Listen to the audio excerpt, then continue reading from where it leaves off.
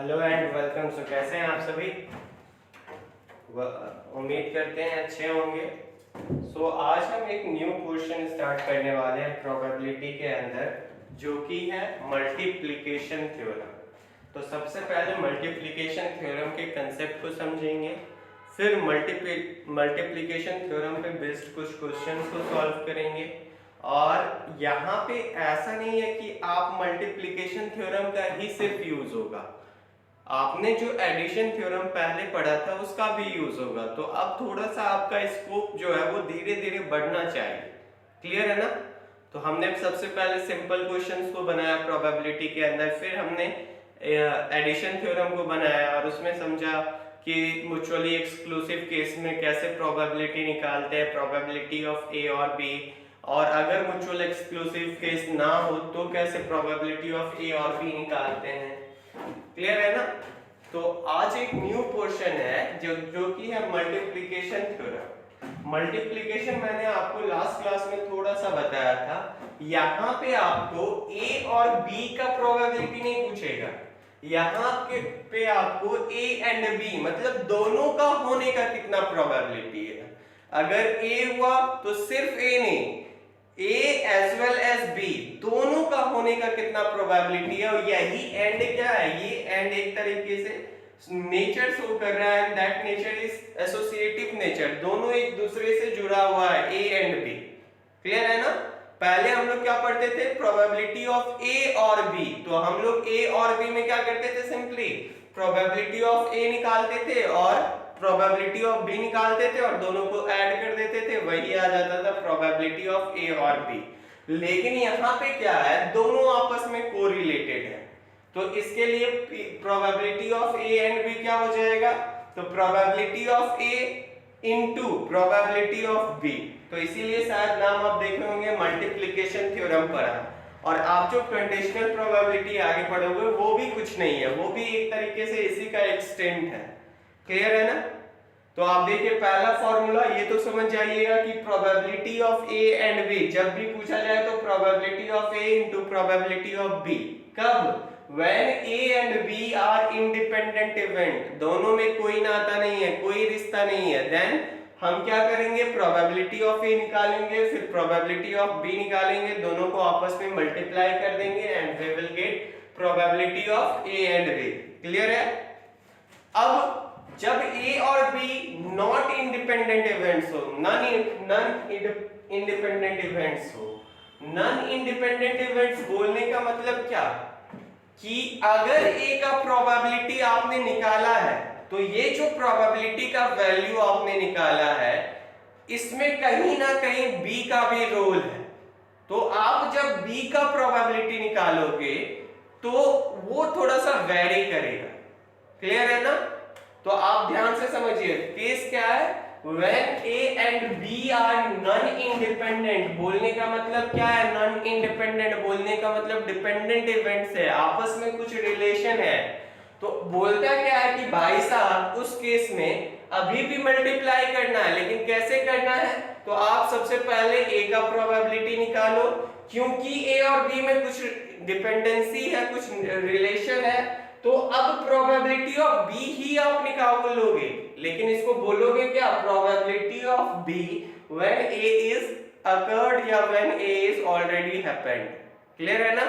इसी तरीके से हम लोग क्या बोल सकते हैं, फिर से एक बार फॉर्मूला को पढ़ना सीखिए, probability of A and B is equal to probability of A into probability of B when A is already occurred. Clear है ना? आप जैसे क्वेश्चन बनाओगे और अच्छे से क्लियर हो जाएगा, लेकिन अभी बोलना सीखना है। इसी तरीके से आप क्या बोल सकते हो, मेन थीम क्या हो रहा है, थीम हो रहा है जितना इवेंट्स है सारे इवेंट्स का प्रोबेबिलिटी निकाला जा रहा है और मल्टीप्लाई किया जा रहा है। तो अगर आपने ए के प्रोबेबिलिटी को निकाला है तो बाद में आपको बी का ही प्रोबेबिलिटी निकालना है। लेकिन यहाँ केस क्या है कि ए का जो केस था उसको हम लोग हटा के फिर बी का प्रोबेबिलिटी निकालेंगे। क्लियर है? इसीलिए इसको क्या पढ़ेंगे, probability of B when A is already occurred. उसी तरीके से अगर आपने पहले बी का प्रोबेबिलिटी निकाल लिया, कोई भी इश्यू नहीं है, आप फिर ए का प्रोबेबिलिटी निकालो और क्या बोलोगे इसको, probability of A when B is already occurred. Clear है? अब आप बोलोगे सर थोड़ा सा हौच पौच हो रहा है, ये मेरे को इंडिपेंडेंट और डिपेंडेंट कैसे क्वेश्चन में समझ में आएगा? तो देखिए टाइप 3 का क्वेश्चन नंबर 1 जो है, मैंने वही क्वेश्चन लिया है यहाँ पे। क्या है क्वेश्चन कि अ bag contain 5 black and 4 white ball. बहुत ही ध्यान से समझना है। कोई एक बैग है और उस बैग में क्या है, 5 ब्लैक बॉल है और 4 व्हाइट बॉल है। Three balls are drawn one by one without putting them back. ध्यान से समझना है, ये without putting them back, इसका मतलब क्या हो गया कि उनको वापस बैग में नहीं रखा गया। तो कहीं ना कहीं ये जो हो गया, ये एक तरीके से क्या हो जाएगा, डिपेंडेंट वाला हो जाएगा। क्यों? क्योंकि एक बॉल का जब आपने निकाला, अब जो दूसरा बॉल आप निकालोगे उसका जो प्रोबेबिलिटी होगा वो वेरी करेगा। अगर हम बोलते कि भाई साहब इसमें 5 ब्लैक बॉल है और 4 व्हाइट बॉल है, मेरे को 2 ब्लैक बॉल आने का प्रोबेबिलिटी बताइए, B1 एंड B2। दोनों बॉल, 2 बॉल निकाला गया और दोनों बॉल ब्लैक हो, इसका क्या प्रोबेबिलिटी है? अगर हम एक बॉल को निकाल के वापस उसमें डाल दे रहे हैं, फिर दूसरा बॉल निकाल रहे हैं, तो आप क्या बोलोगे कि सर टोटल 5 ब्लैक बॉल है और टोटल बॉल इस बैग में 9 है, तो पहला ब्लैक बॉल आने का प्रोबेबिलिटी क्या हो गया, 5/9। लेकिन अगर इसको वापस इसी में डाल दिए तो फिर से ब्लैक का नंबर तो 5 ही हो गया और टोटल बॉल का नंबर क्या हो गया, 9। तो probability of drawing another black ball क्या हो जाएगा, फिर से ब्लैक बॉल आने का प्रोबेबिलिटी वही 5/9 होगा। लेकिन अब आप इसको नहीं रख रहे हो, तो अब कहानी क्या होगा आप ये समझो। अब जब पहला ब्लैक बॉल आने का प्रोबेबिलिटी तो 5/9 ही होगा, लेकिन क्योंकि अगर पहला ब्लैक बॉल आ गया होगा तो अब दूसरा, उसको हमने बाहर रख दिया, उसको वापस बैग में नहीं डाला है, तो अब आप सोचो कि इसमें टोटल बॉल कितना बच जाएगा। एक बॉल जो पहले हमने निकाला उसको तो बाहर कर दिया, तो टोटल 4 ब्लैक बॉल बचे होंगे एंड 4 व्हाइट बॉल बचे होंगे, मतलब total number of ball will be 8। और इस 8 में ब्लैक बॉल का कितना क्वांटिटी होगा, that will be 4। So what will be the probability of another black ball, दूसरा ब्लैक बॉल आने का प्रोबेबिलिटी क्या हो जाएगा, 4/8। क्लियर है ना? तो आप समझ पा रहे होंगे, क्लियर है? तो आप जैसे जैसे क्वेश्चन बनाओगे आपका कंसेप्ट क्लियर हो जाएगा। ये दोनों है कुछ नहीं, बेसिकली आपको करना क्या है, ए और बी का प्रोबेबिलिटी निकालना ही निकालना है और दोनों को मल्टीप्लाई करना है। लेकिन एक केस लग गया कि भाई साहब अगर पहले के प्रोबेबिलिटी निकालने के बाद वो निकाल लिया जा रहा है, कुछ ऐसा हो रहा है जिससे दूसरे का प्रोबेबिलिटी में इफेक्ट पड़ेगा, तो उसको एक नया नाम दे दिया, नॉन इंडिपेंडेंट इवेंट्स बोला, और उसको वर्ड्स में कैसे बोला, probability of B when A is already occurred. इसी तरीके से probability of A when A is already occurred. Clear है?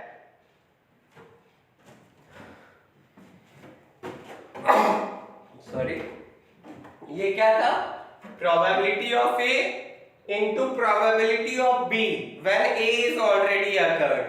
इसी तरीके से ये क्या है, probability of B and into probability of A when B is already occurred। तो आपको करना क्या है, आपको हर एक इवेंट जो बोला जाएगा उसका probability निकालना है और फिर उसको आपस में मल्टीप्लाई कर देना है अगर एंड लिखा हुआ है तो। चलिए एक क्वेश्चन हम लोग इस क्वेश्चन को सॉल्व करते हैं। क्या बोला जा रहा है कि कोई बैग है और इस बैग में क्या है कि 5 ब्लैक बॉल है और 4 व्हाइट बॉल है। बोला गया कि भाई साहब 3 बॉल निकाला जा रहा है। क्लियर है? पहला बॉल निकाला गया और ये जो पहला बॉल निकाला जा रहा है that is 1 by 1 and without putting them back, उसको फिर से बैग में नहीं रखा जा रहा है। अब बोला जा रहा है आपको कि बॉल को निकाला जा रहा है, 3 बॉल 1 by 1 करके निकाला गया। Find the probability that the drawn 3 balls are of same colour. बहुत ही ध्यान से समझना है। बोला जा रहा है कि ये जो जो 3 बॉल को निकाला गया है तीनों सेम कलर का होगा, इसका कितना प्रोबेबिलिटी है ये बताइए आप मेरे को। अब आपको ध्यान से समझना है। इसका मतलब क्या हो गया कि अगर पहला बॉल ब्लैक होगा तो दूसरा बॉल भी ब्लैक होना चाहिए, तीसरा बॉल भी ब्लैक होना चाहिए, तभी हम क्या बोलेंगे, the ball drawn in three random pickup is of same colour. Clear है ना? मतलब इसका मतलब क्या हो गया कि अगर पहला बॉल ब्लैक आ गया है तो अब कंपलसरी, थोड़ा सा कंपल्शन नेचर का हो जाएगा, मजबूरन इसको भी ब्लैक आना चाहिए, इसको भी ब्लैक आना चाहिए। हम इस केस को क्या बोले कि जब फिक्स हो जाए, एंड लग जाएगा इसमें, इसको क्या बोला जाएगा कि first ball is black, second ball is black and third ball is black. Clear है? अगर ये इवेंट आ जाए, ये तीनों आ जाए तो क्या है, तीनों का तीनों सेम कलर का है, तो ये क्या करेगा, केस को फेवर करेगा। तो काम मेरा तब बनेगा जब ब्लैक ब्लैक ब्लैक आ जाए, या फिर ध्यान से समझना है, आपसे सिंपली क्या पूछा गया है, find the probability that the drawn 3 ball of same colour. तो ये भी तो हो सकता है कि पहले ड्रॉ में बॉल व्हाइट कलर का आए, तो अगर पहली बार में व्हाइट कलर का आए तो फिर क्या होना चाहिए, दूसरे बार में भी व्हाइट कलर का आना चाहिए एंड तीसरे बार में व्हाइट कलर का आना चाहिए।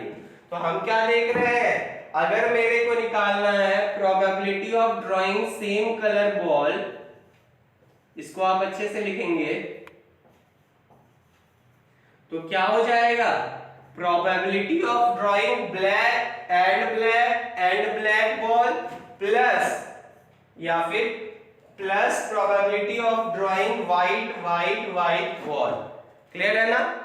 अब आप मेरे को बताओ, देखिए आप ध्यान से, यहाँ पे थोड़ा सा एडिशन थ्योरम यूज हुआ है। एडिशन थ्योरम क्यों यूज हुआ है, क्योंकि जो क्वेश्चन में पूछा गया है उसका 2 केस हो सकता है।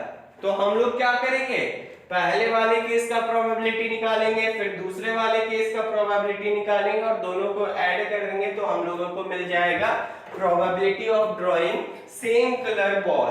क्लियर है? तो अब आप मेरे को बताइए, बहुत ही ध्यान से इसको समझना है। अगर हम पहले केस का निकाल रहे हैं तो यहाँ पे क्या प्रोबेबिलिटी ऑफ ड्राइंग, इसको आप ए मान लीजिए, नहीं होगा तो first drawing first colour ball, A क्या है, तो पहला ब्लैक बॉल आने का। उसी तरीके से बी इवेंट क्या हो जाएगा, दूसरा ब्लैक बॉल आने का प्रोबेबिलिटी और तीसरा ब्लैक बॉल आने का प्रोबेबिलिटी। तो हमने क्या पढ़ा है, जब भी एंड लगेगा तो क्या हो जाएगा, सिंपली सारे का प्रोबेबिलिटी निकालेंगे और मल्टीप्लाई करेंगे आपस में। तो इसका मतलब क्या हो गया कि P B1 आप नहीं होता तो आप इसको ऐसे लिख ले, B1 B2 B3। तो probability of drawing first black colour ball and second black colour ball and third black colour ball is equal to क्या हो जाएगा, probability of drawing first black colour ball into probability of drawing second black colour ball into probability of drawing third black colour ball plus probability of drawing first white color ball into probability of drawing second white color ball into probability of drawing third white color ball। यही होगा। हमने क्या किया है, ये multiplication theorem को follow करेगा तो हमने इसको ब्रेक कर दिया है। अब आप मेरे को बताओ, क्योंकि यहाँ पे क्या है, डिपेंडेंट नेचर का है, तो पहला ब्लैक बॉल आने का प्रोबेबिलिटी, अगर पहली बॉल को निकाला गया और वो ब्लैक होगा, इसका कितना प्रोबेबिलिटी होगा, तो आप बोलेंगे सर टोटल 5 बॉल है और टोटल इस बैग में 9 बॉल है, तो ब्लैक बॉल आने का प्रोबेबिलिटी क्या हो जाएगा, फर्स्ट ब्लैक बॉल आने का प्रोबेबिलिटी हो जाएगा 5/9। इसी तरीके से अब मैं पूछूंगा कि नेक्स्ट ब्लैक बॉल आने का प्रोबेबिलिटी कितना होगा, सेकेंड ब्लैक बॉल। तो अब आपको ध्यान से समझना है कि जो पहला B1 निकला होगा वो अब बाहर हो गया है, इसका मतलब यहाँ पे टोटल बॉल कितना बच गया होगा, 4 ब्लैक बॉल, और व्हाइट तो सेम ही रहा होगा क्योंकि वो तो निकला नहीं। हमने क्या किया, केस फिक्स कर दिया है कि यहाँ पे तीनों बार क्या हो रहा है, तीनों बार ब्लैक बॉल ही आ रहा है, तो व्हाइट का नंबर सेम रहा। अब मेरे को बताइए दूसरा ब्लैक बॉल आने का प्रोबेबिलिटी कितना होगा, तो आप क्या बोलेंगे 4/8, क्योंकि 4 है ब्लैक बॉल का नंबर और टोटल 8 बॉल है, दैट इज 4/8 हो जाएगा। इसी तरह probability of B3, third black ball आने का क्या होगा, फिर से एक बॉल को हम निकालेंगे और यहाँ कितना ब्लैक बॉल बचेगा 3, तो 3/7 plus probability of first white ball क्या हो जाएगा, तो 4/9 पहला व्हाइट बॉल आने का प्रोबेबिलिटी, 4/9। अब एक व्हाइट बॉल बाहर चला जाएगा, कितने व्हाइट बॉल बचेंगे यहाँ पे, तो आप बोलोगे 3 और टोटल बॉल कितना बच जाएगा, तो 5 + 3 8, तो प्रोबेबिलिटी क्या होगा सेकंड व्हाइट बॉल आने का, तो that is 3/8 plus probability of drawing third ball क्या हो जाएगा, तो 2 व्हाइट बॉल अब बचेगा 2/7। क्लियर है। तो आप ध्यान से देखोगे ये तो केस बी था, लेकिन हमने फॉर्मूला को इस अटपटा ढंग में नहीं लिखा। क्यों नहीं लिखा, क्योंकि इनडायरेक्टली काम आपको क्या करना है, प्रोबेबिलिटी ऑफ एवरी इवेंट निकालना है और आपस में मल्टीप्लाई करना है। अब इसी को हम क्या लिख देंगे कि B2/B1, इसका मतलब क्या हो गया, probability of drawing second black colour ball when first black ball is drawn into, इसको हम लोग क्या लिख सकते हैं, PB3 को PB3/B1B2, इसका मतलब क्या हो गया, probability of drawing third black ball when first black ball and second black ball are drawn.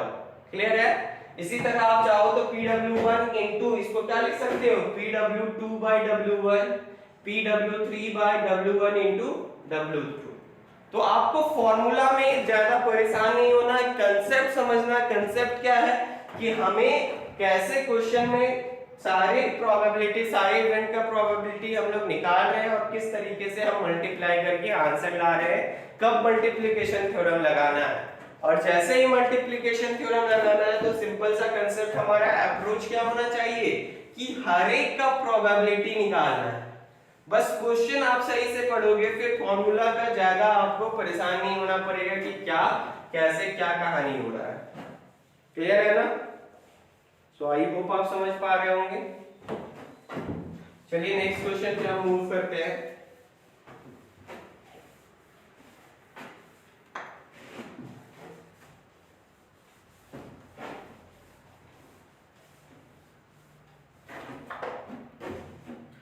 देखिए that is question number 2 of type 3।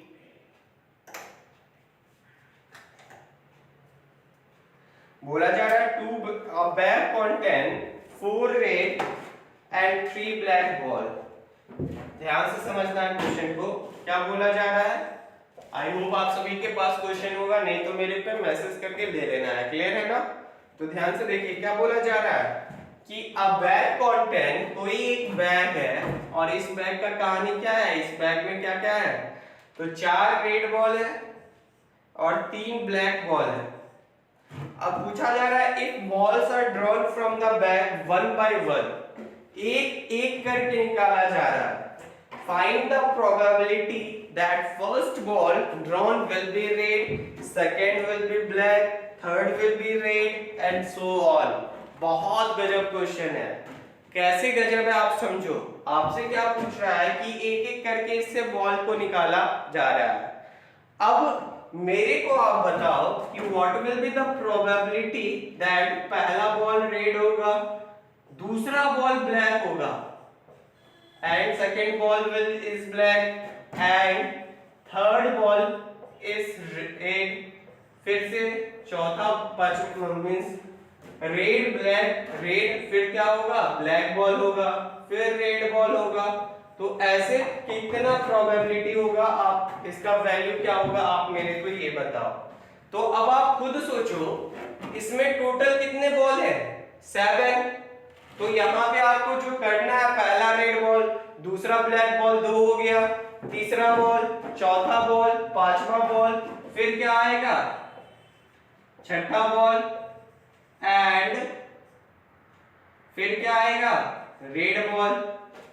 अब आप खुद सोचो कि अगर आप लिखना चाहोगे ये किस पहला और दूसरा केस में कौन सा केस में फॉल करेगा, तो आपको सोचना होगा, मेंटली थोड़ा सा आपको सोचना पड़ेगा कि अगर पहला वाला केस को सोचा जाए कि वापस रख दिया जा रहा है इस केस में, तो ये तो चलते रहेगा, फिर से वापस रेड आ गया, लेकिन हम लोगों को क्या पहुंचना, एक फाइनल आंसर चाहिए।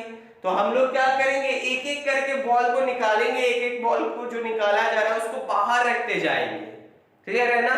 तो टोटल 7 बॉल है, तो मतलब 7 पॉसिबिलिटी हो सकता है। अब पहले में फिक्स कर दिया कि पहला रेड बॉल है, फिर ब्लैक बॉल है, फिर रेड बॉल है, तो ऐसे करके हमने 7 इवेंट को लिखे। अब ध्यान से आप देखो, टोटल 4 रेड बॉल होंगे, 1 2 3 एंड 4, और 3 ब्लैक बॉल होंगे, 1 2 3। तो अब आपसे ये प्रोबेबिलिटी पूछा जा रहा है कि फाइंड द प्रोबेबिलिटी, इसका होने का, ये चांसेस होने का कितना प्रोबेबिलिटी, आप मेरे को ये बताओ।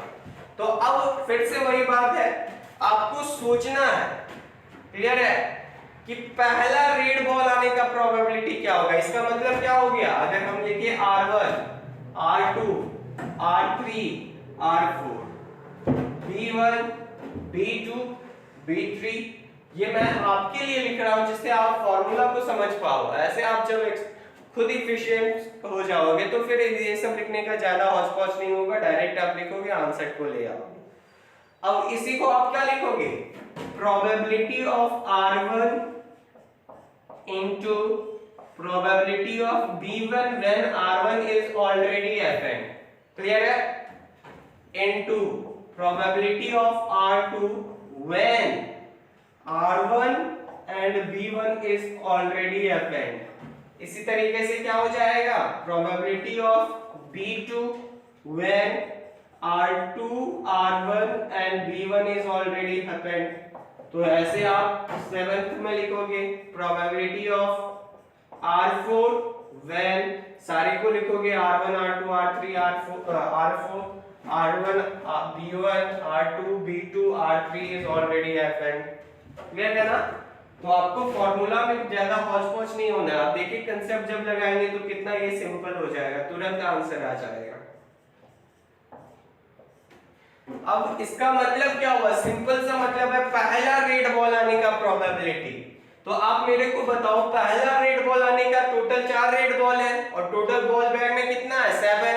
तो फर्स्ट रेड बॉल आने का प्रोबेबिलिटी क्या होगा, 4/7। क्लियर है? इसी तरीके से अब एक रेड बॉल जो निकला है उसको बाहर रख दिया गया है। जैसे ही हमने बाहर रखा, अब यहाँ पे क्या होगा, 3 रेड बॉल होंगे। क्लियर है ना? तो अब आप मेरे को बताओ कि नेक्स्ट बॉल जो है वो है ब्लैक बॉल। तो फर्स्ट बॉल, एक बॉल को पिक किया गया और वो ब्लैक आए, इसका कितना प्रोबेबिलिटी है, तो आप क्या बोलोगे कि सर जी 3 ब्लैक बॉल है और टोटल बॉल 6 है, तो 3/6 हो जाएगा, इनटू अब नेक्स्ट रेड बॉल। अब एक ब्लैक बॉल को हम क्या करेंगे, बाहर करेंगे, क्यों, क्योंकि वो तो उसका प्रोबेबिलिटी तो हमने निकाल लिया है। अब जैसे ही हमने उसको पिक किया, बाहर रख दिया, अब नेक्स्ट रेड बॉल आने का प्रोबेबिलिटी क्या होगा, तो आप देखेंगे 3 रेड बॉल है और टोटल बॉल कितना बचा है, 5। तो क्या हो जाएगा, 3/5 इनटू, अब जो रेड बॉल आया होगा उसको हमने बाहर रखा होगा, तो 2 रेड बॉल यहाँ पे बच गया होगा। लेकिन अब रेड बॉल का प्रोबेबिलिटी नहीं निकालना, अब आपको दूसरा ब्लैक बॉल का निकालना है। तो 2 ब्लैक बॉल है और टोटल बॉल कितने हैं, 4। तो ब्लैक बॉल आने का प्रोबेबिलिटी क्या हो जाएगा, 2/4। जैसे ही हमने 2, एक ब्लैक बॉल अब यहाँ पे बचेगा, अब प्रोबेबिलिटी रेड बॉल का क्या हो जाएगा, 2/3। फिर एक बॉल बाहर जाएगा, अब एक ब्लैक बॉल होने का प्रोबेबिलिटी क्या हो जाएगा, 1/2। अब जैसे ही यहाँ पे चला गया, यहाँ ब्लैक बॉल कितना बचा, 0। अब टोटल कितना बॉल बचा है, 1 बॉल, और वो भी रेड है। तो एक रेड बॉल है और टोटल बैग में बॉल भी 1 है, तो एक रेड बॉल आने का प्रोबेबिलिटी क्या हो जाएगा, 1/1, दैट इज 1।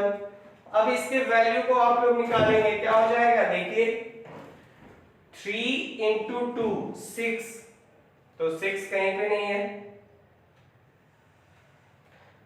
इंटू टू, तो 3 2 को हमने कैंसिल किया, 4 है ऊपर में, नीचे में 4 है, हमने कैंसिल किया, 3 2 जा 6 और 2 ऊपर में भी बच गया, तो 2 को हमने कैंसिल किया, तो क्या बच गया 1/7 इंटू 1/5, दैट इज 1/35। क्लियर है? तो कंसेप्ट वही था कि प्रोबेबिलिटी हम लोगों को निकालना था और मल्टीप्लाई करते जाना था हर एक इवेंट का। सो आई होप आप समझ पा रहे होंगे। चलिए नेक्स्ट क्वेश्चन पे हम मूव करते हैं।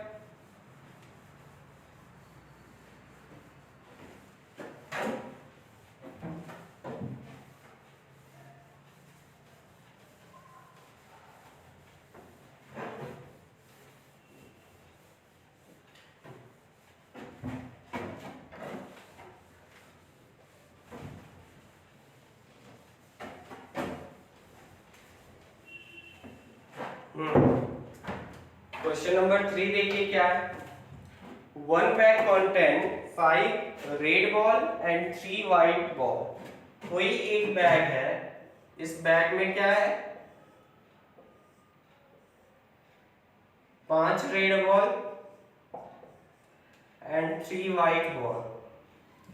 अ सेकेंड बैग कंटेन, कोई एक दूसरा बैग है, इस बैग में क्या है A second bag contains 4 red ball and 7 black ball. पूछा जा रहा है if one ball is drawn at random from each bag, ध्यान से समझना है, एक एक बॉल दोनों बैग से निकाला जा रहा है। अब आगे आपसे पूछा जा रहा है what is the probability that both are of same color। तो जो एक बॉल इससे निकाला गया और जो एक बॉल इससे निकाला गया हो वो दोनों सेम कलर का होगा, इसका कितना प्रोबेबिलिटी है। तो देखिए क्वेश्चन में जो आंसर दिया है वो गलत दिया है, आंसर एक्चुअल में होगा क्या। आप पहले सोचोगे पहला बैग में क्या है, 2 कलर का बॉल है, रेड बॉल है, ब्लैक व्हाइट बॉल है।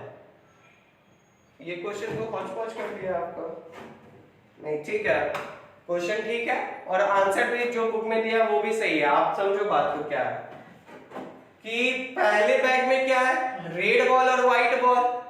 अब हमने एक बॉल पहले बैग से निकाला, तो अब आप सोचिए कि पहले बैग से जो बॉल आया है वो रेड आया है। अब दूसरे बैग से भी क्या बोलता है कि भाई साहब सेम कलर का प्रोबेबिलिटी चाहिए, तो जो एक बॉल दूसरे बैग से निकाला जा रहा है वो भी कैसा होना चाहिए, रेड होना चाहिए। अब आप कहेंगे नहीं सर अगर ये व्हाइट होगा तो क्या होगा, तो हम बोलेंगे भाई साहब ये सेम कलर तो नहीं होगा, व्हाइट आने का सॉरी व्हाइट नहीं है ब्लैक है, तो ब्लैक कलर आने का प्रोबेबिलिटी है कि अगर सेकेंड बॉल से आप सेकेंड बैग से आप बॉल निकाल रहे हो तो वो ब्लैक आए, इसका प्रोबेबिलिटी है, ऑब्वियसली है। लेकिन क्या क्वेश्चन में हमको इस केस का प्रोबेबिलिटी पूछा जा रहा है, तो आप बोलेंगे नहीं, हमसे क्या पूछा जा रहा है ऑफ ड्रॉइंग सेम कलर। तो अगर पहले से रेड आया और दूसरे से रेड आ जाए तो बात बन जाए। क्लियर है ना?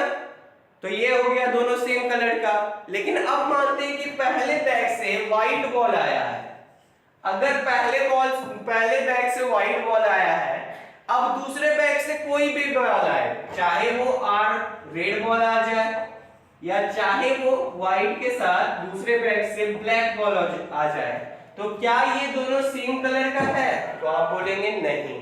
तो कुल मिला के सिर्फ एक केस बनता है और वो केस क्या है, probability of drawing red ball from first bag and probability of drawing red ball of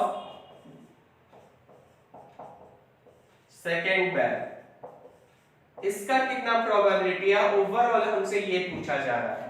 तो इसका मतलब क्या हो गया, ये probability of drawing red ball from first bag into probability of drawing red ball from second black.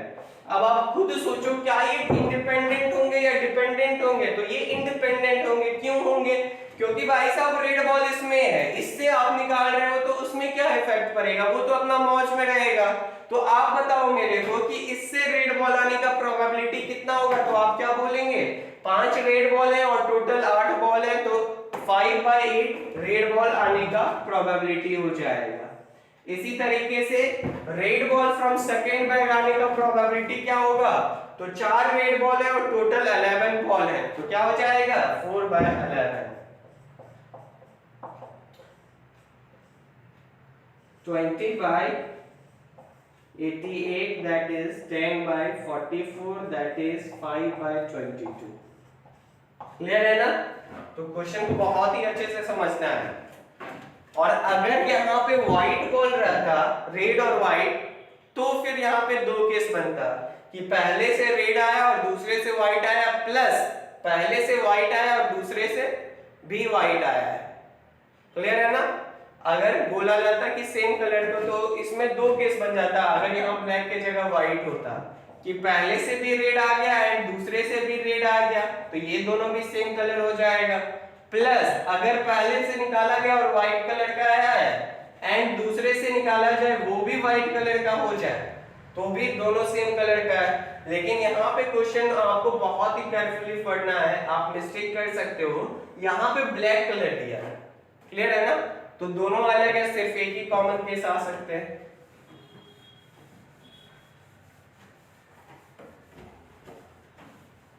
चलिए next step हम लोग मूव करते हैं।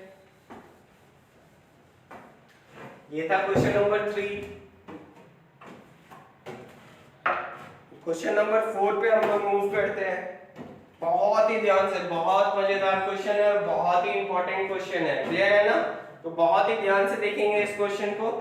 बोला जा रहा है 3 groups of a children, 3 groups है चिल्ड्रन का, first group, second group and third group. आपको बोला गया है कि फर्स्ट ग्रुप का कहानी क्या है कि इस ग्रुप में 3 लड़की हैं, 3 गर्ल्स एंड 1 बॉय है। इसी तरीके से सेकेंड ग्रुप का कहानी क्या है कि इस ग्रुप में 2 लड़कियां हैं एंड 2 लड़के हैं। इसी तरीके से थर्ड ग्रुप में क्या है, 1 लड़कियां हैं, 1 लड़की है और 3 लड़के हैं। अब आपसे पूछा गया है भाई साहब कि 1 child is selected at random from each group so that the chance that the 3 selected consist of 1 girl and 2 boy is 13/32। बोला जा रहा है कि हर एक ग्रुप से एक चाइल्ड को पिक किया जा रहा है, तो इसका कितना चांसेस है या फिर कितना इसका प्रोबेबिलिटी 13/32 होगा। इसका प्रोबेबिलिटी कि एक लड़की और 2 लड़का का कॉम्बिनेशन, इसका प्रोबेबिलिटी 13/32 होगा। इसको आप दिखाइए। तो अब आप यहाँ पे सोचिए बहुत ही ध्यान से कि हम लोगों को किसका प्रोबेबिलिटी निकालना है, probability of having 1 girl in the group and 2 boy. अब आपको सोचना है कि भाई साहब एक लड़की और 2 लड़का होना है। ये जो 2 लड़का होगा और 1 लड़की होगा वो किसी भी ग्रुप से हो सकता है। बेसिकली हो सकता है कि पहले से जब पिक किया जा रहा हो तो लड़की आई हो, अब जैसे ही लड़की आई हो तो हम लोगों को अगर दूसरे से पिक किया गया उससे भी लड़की आ जाए और तीसरे से पिक किया जाए तो वो भी गर्ल्स हो, ये भी हो सकता है। लेकिन क्या इस क्वेश्चन का प्रोबेबिलिटी हम लोगों को निकालना है? नहीं। हमें क्या बोला जा रहा है कि एक ग्रुप में सिर्फ 1 लड़की होने चाहिए, बाकी 2 लड़का होना चाहिए। इसका कितना प्रोबेबिलिटी है आप ये बताओ, या फिर इसको प्रूव करो 13/32 है। तो अब आप खुद सोचो कि अगर ये बोला है 1 लड़की ग्रुप में होनी चाहिए सिर्फ, तो हमने माना कि पहला ग्रुप से जब बच्चा को पिक किया जा रहा है तो वो गर्ल है। अब जैसे ही लड़की आ गई है, 1 लड़की हो गई है, इसका मतलब क्या होना चाहिए, नेक्स्ट दूसरे ग्रुप से जो पिक किया जाएगा और तीसरे ग्रुप से जो पिक किया जाएगा वो क्या होने चाहिए, बॉय होने चाहिए। तो एक केस ये आ गया 1 लड़की और 2 बॉय होने का। लेकिन क्या ऐसा नहीं हो सकता कि लड़की सेकेंड ग्रुप की हो और लड़के फर्स्ट और थर्ड ग्रुप के हो? इसमें भी तो 1 लड़की और 2 लड़का है, तो कॉम्बिनेशन क्वेश्चन में तो जो बोला जा रहा है वो हो रहा है। तो अब क्या हो सकता है कि probability of having girls from the second group and boy from the first and third group, लेकिन क्या ऐसा नहीं हो सकता है कि गर्ल्स लड़की थर्ड में आए और पहले और दूसरे में सिर्फ बॉयज आए? ये भी तो है कि दो बॉय लड़की आ रही है।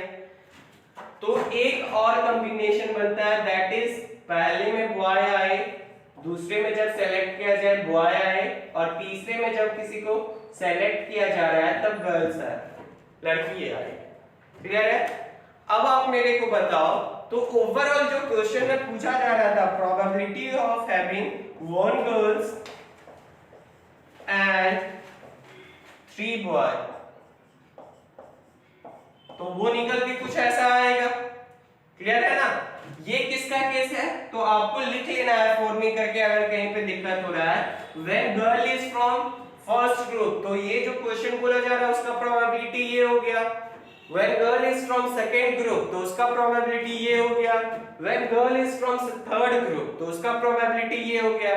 अब ओवरऑल प्रोबेबिलिटी क्या हो जाएगा? Probability of first one plus probability of second one plus probability of third one. तो अब आप निकालेंगे इस ग्रुप से लड़की आने का, क्या हो जाएगा? तो 3 लड़कियां और टोटल 4 स्टूडेंट है, तो 3/4 इनटू अब इस दोनों से लड़का आना चाहिए, तो क्या हो जाएगा? 2/4 इनटू